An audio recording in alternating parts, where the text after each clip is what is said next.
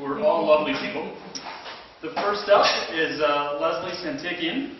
She is a second-year student in Fresno State's MFA program, working towards an MFA in fiction, for which she is currently writing a collection of stories focusing on the subjective nature of reality, which is really easy to describe. Her work has appeared in the Santa Clara Review and the San Joaquin Review, and she hopes in the future to do reviews that don't have Spanish names. Outside of the program, she enjoys film, playwriting, and overhearing conversations. And before you give her like an applause to welcome her to the stage, I forgot to tell you that we're having another reading here tomorrow night afternoon at 3:45. You should probably be here for that, because it's going to be as good as this one, which is at a fantastic level. Please welcome Leslie Santikian.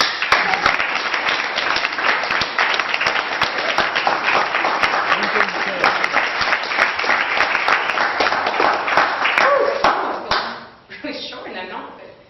Can everyone hear me? Is that okay? I don't even need that. Thank you, Rusty. I feel so warm and glowing now. Thank you.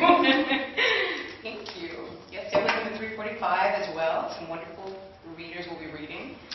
I'm going to read a little bit of a story that I actually just turned into a workshop about adultery and dreaming. So we'll see how this goes. Yeah, they go together, right? All right. And it's called Facing the Vacuum. The air smelled like the inside of an ex-boyfriend's mouth. It hit Miri the moment she stepped inside her sister's bright kitchen, as if she were entering a pocket of time where nothing had changed, and the taste of her ex-boyfriend's tongue was familiar, where the taste of his breath still held relevance, despite their being broken up for 2 years and his moving to Ohio. The smell permeated everything. She didn't know what was causing it, but knew she didn't have time to figure it out because Jocelyn needed her. Hey. Miri joined her sister at the table. Jocelyn's nose was red and swollen, and she wore no makeup, something Miri hadn't seen her do since they were children and still shared the same bedroom. The walls were bare, a bland cream. No magnets on the refrigerator. Miri stared at the cups and pot of unpoured Italian roast, then at the baby carrots Jocelyn had thrown onto a plate, placed at the center of the table as if for comic relief. Miri didn't feel like laughing, but even the possibility of laughter in this kitchen, this moment, worried her. If she could see a reason to laugh at a time like this, something must be wrong. She was a terrible sister. These are the thoughts she had before Jocelyn poured the coffee and spoke. He said I could keep the ring if I wanted, she said. She wiped a thin stream of snot away from her nostrils with the back of a hand and sniffed. At least that's something. That's all he said. I didn't know what else to ask. I still can't believe it. Jocelyn bit into a carrot as if it were a plug of poison. She chewed, taking her time. Miri's mouth pursed until it was thin as a thread, and she scooted closer, squeezing her sister's shoulder. She left her hand there afterwards. What are you going to do? Jocelyn exhaled, and the exhale became a laugh, shaky and incredulous. Cancel the wedding? What? Miri's heartbeat slowed, thumped louder in her chest, until she could hear silence echoing in her head like a muffled alarm. This was too upsetting, and Tim wasn't even her fiancé. Miri liked him. More than that, she liked Jocelyn and Tim together, the specific way they held hands, how they talked low into each other's ears, as if at a pitch only they could understand. They were supposed to get married in 6 months, but last night, Tim had been out with his younger brother, Beau, and slept with someone he met at a bar. Jocelyn wanted to dump him.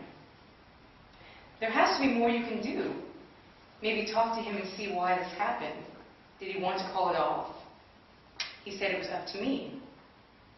Miri shook her sister's shoulder, the knobby fabric of Jocelyn's robe shifting under her palm.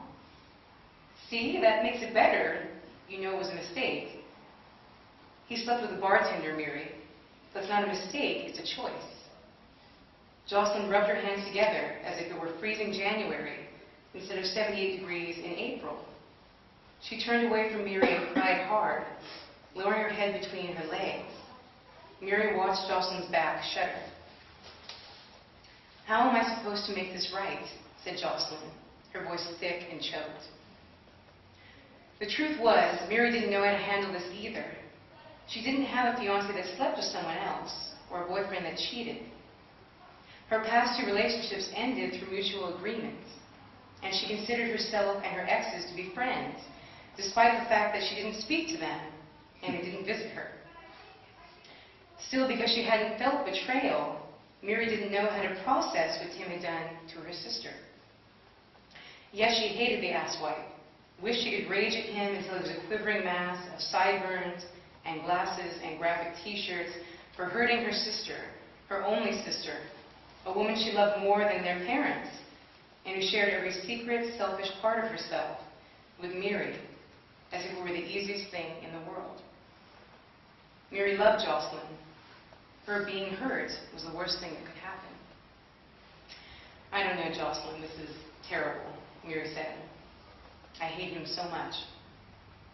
Miri nodded but was distracted. She couldn't stop thinking about a recurring fantasy she'd been having about her and a man she'd seen in a shaving commercial.